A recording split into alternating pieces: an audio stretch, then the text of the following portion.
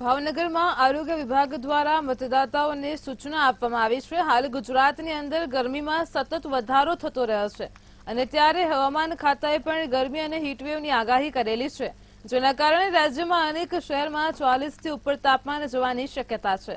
દરિયાકાંઠા વિસ્તારમાં હીટવેવની આગાહી કરવામાં આવી છે, તેમજ આવતીકાલે મતદાન યોજાવાનું છે।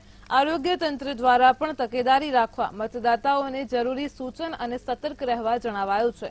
જ્યારે ચૂંટણીમાં ગરમીને ધ્યાને રાખી તમામ મતબૂથો ઉપર એક આરોગ્યની ટીમ તેમજ ઇમરજન્સી સેવાઓ સતત કાર્યરત રહેશે। તો મતદાતાઓએ મતદાન ખાસ કરીને વહેલી સવારે કરવું, તેમજ જો કોઈ બપોરે 12 થી 5 ની વચ્ચે મતદાન કરવા જાય તો તેને શરીર પૂરેપૂરું ઢંકાય તેવા વસ્ત્રો પહેરવા તેમજ પાણી પુષ્કળ પ્રમાણમાં પીવું તેવું આરોગ્ય અધિકારીએ જણાવ્યું હતું।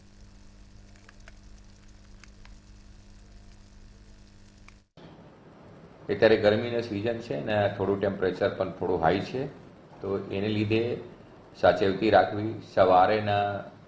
સવારના પોરમાં 12 પહેલાં મતદાન કરવું વધારે હિતાવત છે અને 12 થી 4 હોય તો બહાર જ્યારે તમે નીકળો પૂરા કપડાં પહેરીને નીકળો, ટોપી યુઝ કરો અને બને તો વાહન હોય તો વાહનમાં જવાનું અને ઊભા રહેવાનું વારો આવ્યો તો છાંયડો હોય તો એમાં છાંયડામાં ઊભા રહો અને દરેક બૂથ પર પાણીની વ્યવસ્થા છે, ORSની વ્યવસ્થા છે, તો એ પણ જરૂર લાગે તો ઉપયોગ કરવાનું અને મતદાન તો જરૂર કરવાનું રહેશે।